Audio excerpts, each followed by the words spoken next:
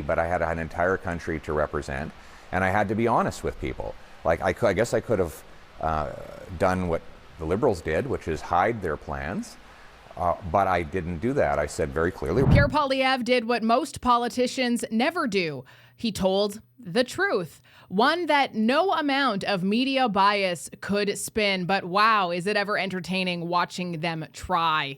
He also said some things that made some conservatives mad. My response to that may also do the same, but if you're one of them, I'd love for you to share your thoughts with us. I'm Jasmine Lane. Subscribe, follow, like, comment your thoughts down below. Very important in today's episode. And of course, share this video. Melanie Joly, along with a few other Liberals, have just really embarrassed themselves again. And they actually aren't even hiding their socialism game plan anymore. But hey, look inside yourself, Rosemary. Turns out conservatives were absolutely right. All that and more coming up today on Over Opinionated. Let's start with what specifically has impressed you about Carney to this point. I mean, I didn't vote for him, but obviously I want him to succeed. And he's got a very difficult task. He's taking on the burden of 10 years under the idiot king who brought Canada to its knees in every economic measure imaginable. The worst prime minister in Canadian history by every measure. And, you know, I hate to say that, but it's just factual. And so we want this new prime minister to succeed because Canada, you know, kind of started with 10% of the population 10 years ago at the poverty line. Now it's 25%. GDP ground to a halt. Debt per capita, unprecedented. Even Canadian pension plans don't invest in Canada anymore. It's uninvestable. So all of this is at the bottom, and you want Carney to try and figure this out. Now here's the good, bad, and the ugly. Number one is, if you look at the stats, when you win a minority mandate in the Canadian parliamentary system or Australian or British, you're lucky to get 18 months before there's another election. Even though maybe you like Carney, you don't like Carney, you're a liberal or conservative, it doesn't matter. In the parliamentary system, to get stuff done, you need a majority mandate. So I almost wish Carney would go ahead and do another election because, I mean, there's 2 points of view on this thing. He may not be able to get anything done here, and that would be just horrific for the country. You know, you could say that the reason behind Mark Carney not being able to get anything done is due to having a minority government, but I'm not quite sure exactly where I lie on that one yet. If he does propose good projects, the Conservatives have been very clear that, of course, they're going to support things that are going to help us right now, as they should. And I told Prime Minister Carney in our several conversations that Conservatives stand ready to help in any way we can, to reach out to lawmakers on the American side of the border, to offer suggestions and present a united Canadian front, because we really do hope that we get a good deal for all Canadians. Are you doing that? Has he taken you up on that, or have you done that proactively? So far, I have talked to numerous lawmakers and advocated for the Canadian position, but we haven't formally engaged in traveling to the U.S. at this point. But I told the Prime Minister that we as Canadian Conservatives, we put our country first, and we're prepared to work with anybody from any party to get a good deal for Canada. Want to drop a few names for us, Mr. Poilievre? Who have you been speaking to? Well, I spoke to Pete Sessions. He's a congressman from Texas. Spoke to a number of other congressmen who were in town for the Calgary Stampede in passing. We stand ready to do more if the Prime Minister wants us to help engage in the diplomatic process. We're happy to do it. One great way to do that is let's pull back the International Trade Committee and work together on getting the message out. One major issue, though, could be, I don't know, maybe Mark Carney's own conflicts of interest. Yeah, 103 of them. Remember when he said this? Now, with Canadians not being aware of what potential conflicts of interest you sought to avoid. What possible conflict would you have, Stephanie? Stephanie, I'm complying with the rules. I'm complying with the rules in advance. Point final. Are you saying you are not open to any conflict of interest? Yes. Trump spent most of his life in the private sector. There's no possible conflict of interest in your assets. That's very difficult to believe. Look inside yourself, Rosemary. I mean, you start from a a prior of conflict and ill will. I do have the list of 103 conflicts of interest that have been made publicly available for Mark Carney, but let's let Kevin O'Leary finish this up first and foremost, and then we'll get to that. Now, he said all the right things. He said, look, I'm going to pick some projects. We got to get revenue. We have no revenue in Canada. Nobody invests here. There's no dollars coming in here. There's no pipelines. There's no oil exports. There's nothing growing at all because of the idiot king. And so you have to try and figure out, how do you fix it? You got to pick the biggest revenue source we can get first. And that, unfortunately, or fortunately, is what, Danielle Smith has. It's oil. Billions and billions of dollars with oil and gas. Let's get that going. That's a pipeline. Right now we have C-69, the idiot king, put that in place, and that destroyed investment in infrastructure in Canada. So Carney says he's not going to repeal that, but he will personally pick these projects, so pick that one. Now, a lot of people don't trust him because he's got this, Glasgow green thing. Everybody quit that. He started that while he was over in England. So I'm in the camp that says, go show me. I mean, show me you're not a green nut and that you're not going to shut Canada down. I trust him on that. And so give him a shot. That's what I say. I'm not completely in disagreement with Kevin O'Leary myself. I've said this publicly on other news stations that I've been on, even where I don't like Mark Carney. I didn't vote for him, but I sure hope he proves me wrong. Why? Because my future, our futures are all on the line depending on what it is that he decides to do. It so far is absolutely not looking too good, though. And they're not even hiding the fact that they want to be a socialist ruler, a socialist nation anymore. We were elected as a government to build. And for my part, I'm very focused on this historic moment. The challenge and opportunity to really scale up the building of homes across Canada. We've set an ambitious goal of doubling construction in Canada over this next decade. That means building millions and millions of homes across Canada. As John Smith writes on X, Mark Carney is a genius, having foresight into knowing that Canada would be requiring great numbers of modular homes, and Mark's company Berkshire just happens to own two massive manufacturing modular home companies. Is Canada fortunate? Or what? Luck of the Irish Isle, man. Dare I say that Canadians did not vote them in because they wanted them to build. In fact, it can be super weird, super big red flag for the government to be involved in home building. When it's not weird, it's, if they're doing affordable or subsidizing housing, because they have. Governments in history throughout many different countries have long played a role in funding housing for vulnerable populations. So we're talking senior homes, veterans. I know where I live, it's called Manitoba Housing. So for low income families, stuff like that. Or after wars and economic collapses, governments can and have in history stepped in temporarily to stabilize the housing market or even create jobs. But it's a pretty darn big red flag here because we live in Canada, right? Yeah, we live in one of the wealthiest nations in the world with literal gold jackpots underneath our feet that aren't going to absolutely destroy the environment if you begin mining or drilling for them, by the way. So this is a huge, huge red flag for them to say, we won because we promised we were going to build.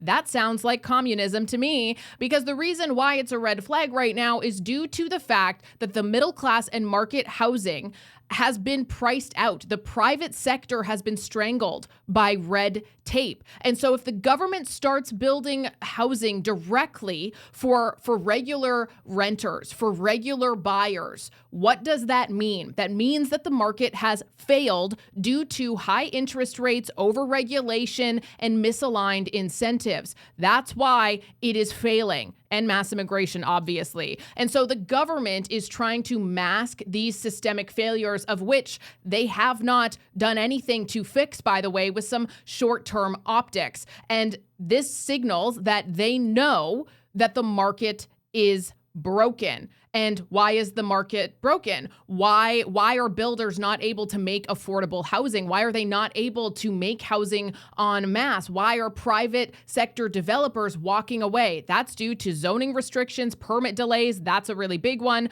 Material costs, which doesn't help with high taxes and tariffs, both counter and the ones being implemented by the US. I would argue more so counter than anything. Carbon pricing, industrial carbon pricing, that doesn't help either. And interest rates, which are set by the Bank of Canada due to the dire economic situation that we are in. And so when the free market collapses under their policies and they refuse to reverse those policies outside of a national interest basis that they decide, and then they show up in hard hats pretending that they're the solution, they aren't. They are the people who broke this in the first place, and it is reversible, but they will not reverse it due to their ideology and possibly due to some of the people, maybe some unions, maybe some other donors, things like that, who are then going to be awarded these contracts funded by the government. That's going to make them all very, very happy.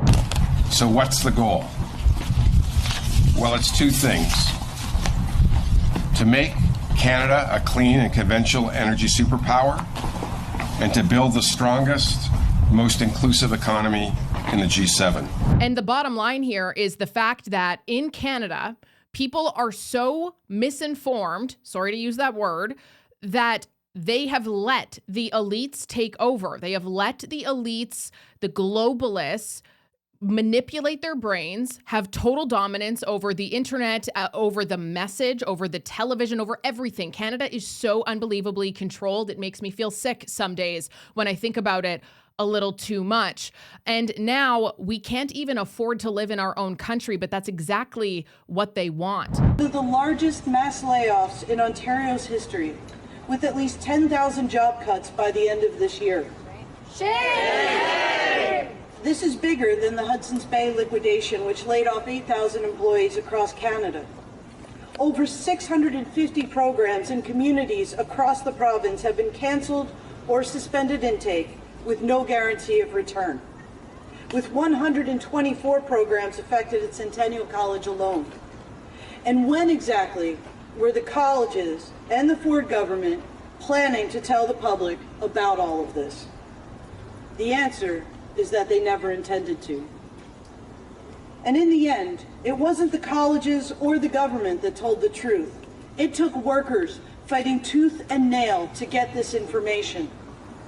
When one of the largest layoffs in this province's history and in recent national history can be carried out under the oversight of our elected officials without you, the public, knowing, then they are not accountable to the public anymore. And while this may make some people feel happy, maybe, I think you're not reading into it as deep as you should be, because Mark Carney's ethics screen and blind trust has all been set up now. And of course, it's managed by his chief of staff, Marc-Andre Blanchard, and Privy Council clerk, Michael Sabia, to block him from participating in any discussions involving Brookfield Asset Management, Brookfield in general, Stripe, all of these companies that he was previously involved with. There's a ton of other things, 103 of them total. Remember, what possible conflicts of interest could I have? I don't know, 103 to start, buddy.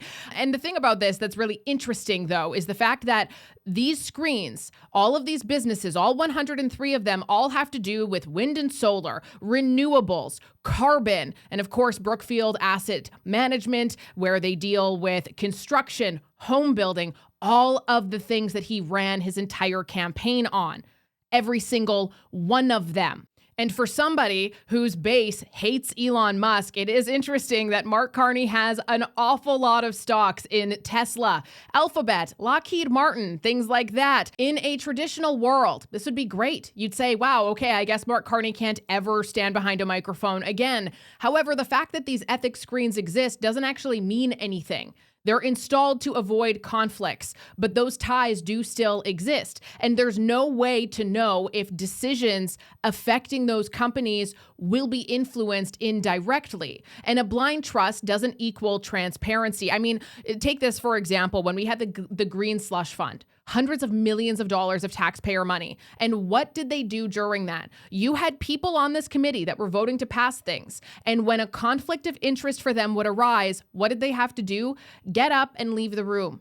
And then everybody else would vote in favor, and then they'd sit back down, and then the next person who had a conflict would get up and leave the room, and they would just do that. That is how this works. So the fact that, okay, great, we have these, we know these, but that doesn't mean that things that benefit his stocks, things that benefit these companies, of which he's going to go back to being chair of as soon as he's done, benefiting them throughout his prime ministership. And I say that going based on every single one of his election promises, every single one of his priorities and focuses right now.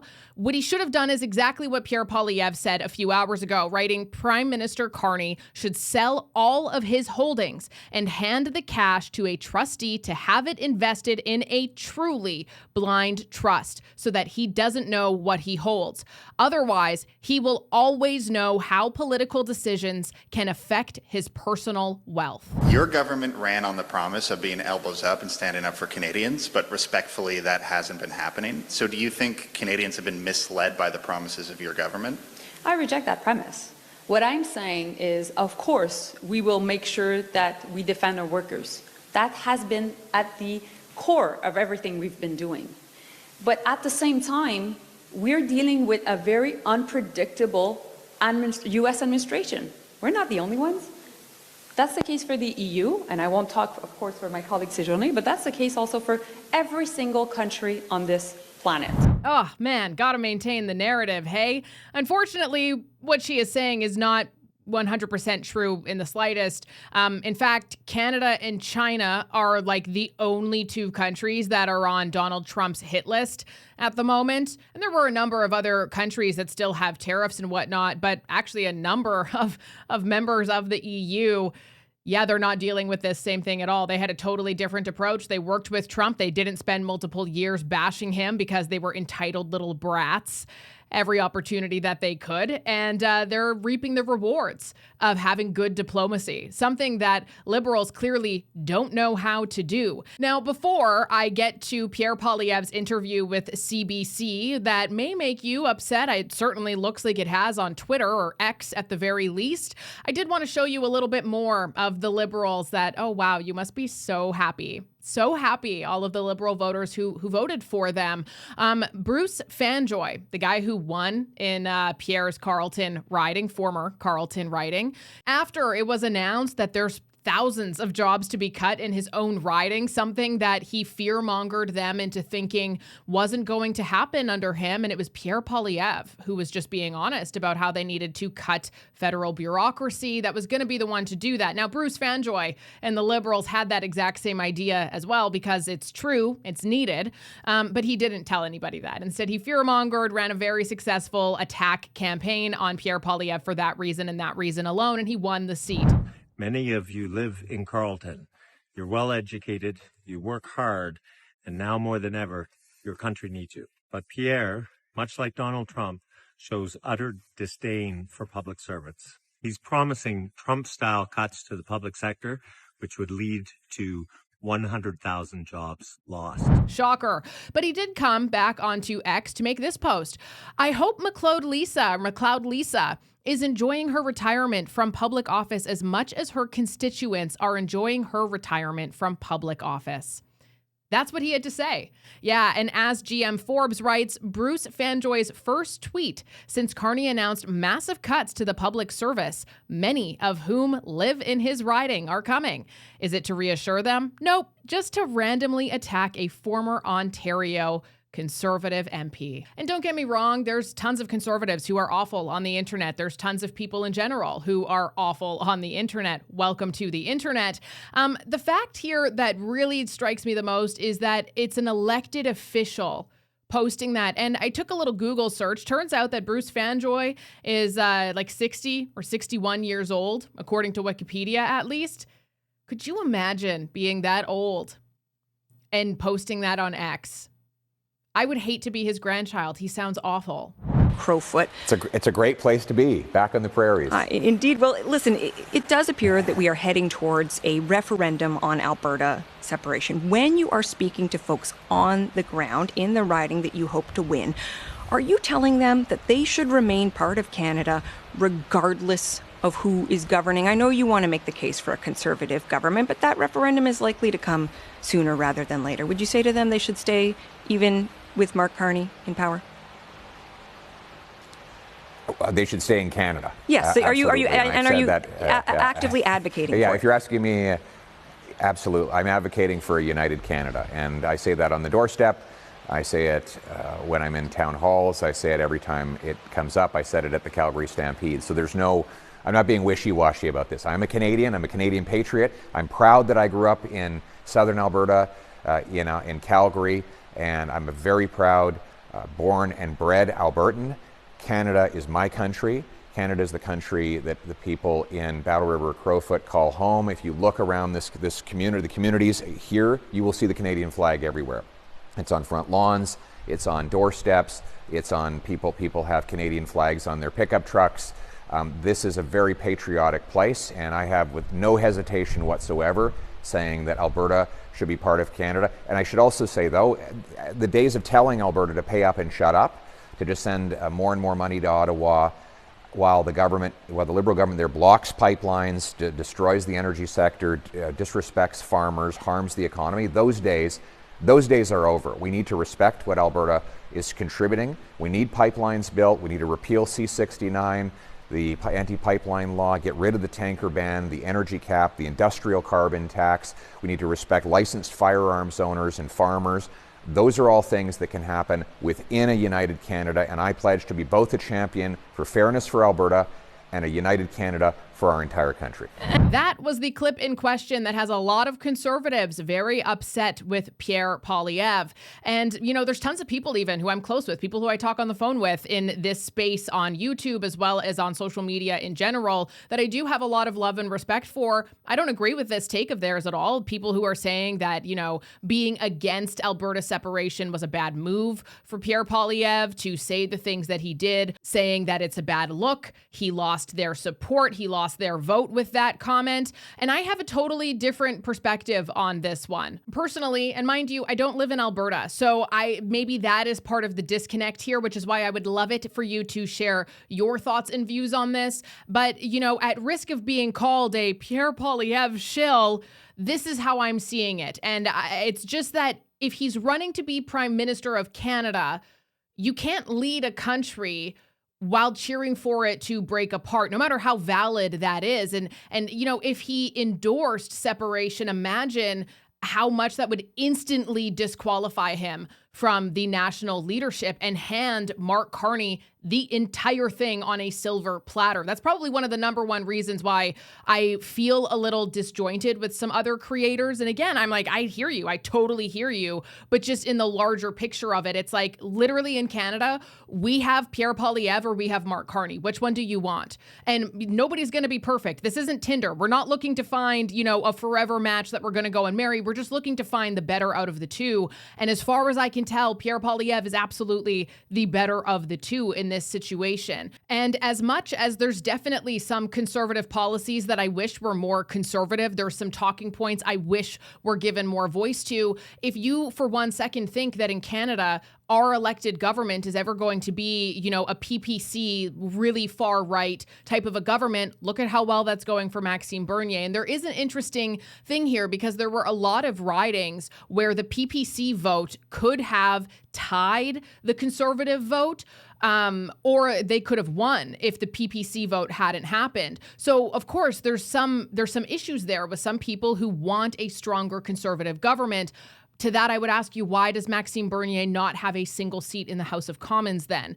And that's not to discredit some of the things that he says. He has said things that are valid that I'm like, yeah, I actually do agree with that. But at the end of the day, when it comes to Pierre Poilievre or Mark Carney, separation is a liberal trap as far as I can tell. I mean, all the liberals want the West to overreact so that they can paint conservatives as these reckless radicals. And Pierre is refusing to bite this. And I think that that isn't cowardice. I don't think that that's him ignoring Alberta. I think it's very strategic. And the way that I take Pierre Poilievre's comments about Alberta separation is that he's smart enough not to hand Mark Carney the election forever by playing into this separation narrative. And don't get me wrong, Alberta is incredibly important. And when it comes to what they want to do, I support what they think is best for them, 110%. I would love to live in Alberta, for crying out loud, where it's actually normal. But at the end of the day, if he pushes for Alberta to leave, one, he's not running for prime minister then, and two, he's absolutely then going to lose Ontario and Quebec and the national swing vote with that decision. At least that's how I see it. And so then what? Canada gets another infinity under people like Mark Carney. So he's not running to be CEO of Alberta. And I also think that he has given dozens of interviews and dozens of comments, where he's not discrediting Alberta's anger at all. He's definitely validating it. He understands why they feel that way because it's 100% valid. They've been attacked, robbed, name-called, demonized by Ottawa, by Liberals who have no idea what the hell is even going on in this country. But people seem to forget that Pierre Poilievre ran the entire election campaign pumping up Alberta, making Alberta one of the focal points. And I don't think that any of that has changed. And Danielle Smith and Conservatives have put forth so much to try to improve the probability of Alberta not being taken for granted and taken advantage of as hard as they have been for decades. So I think with this one, I'm not jumping to feeling mad that he's not supporting it. I know there's a lot of people that are. I'm kind of almost playing a bit of a long game here. You know, a referendum vote hasn't happened yet. The probability of it happening is basically 99.9%. And we'll have to play the cards and see what's happening at that point in time. But for right now, I'm considering this as being strategic, and I actually don't disagree with anything that he said there. I thought that was a good political response. That's just my 2 cents. I would love to know yours. I'm open to having my mind changed as well. I totally understand the frustration and everything that's going on in this country and just how hopeless people are feeling and how separation for many is offering them some hope that is otherwise difficult to find in these times. But again, you know, I would love to know your thoughts. Please comment them down below. I'm Jasmine Lane. Subscribe, follow, like, share, and again, comment your thoughts in the comment section.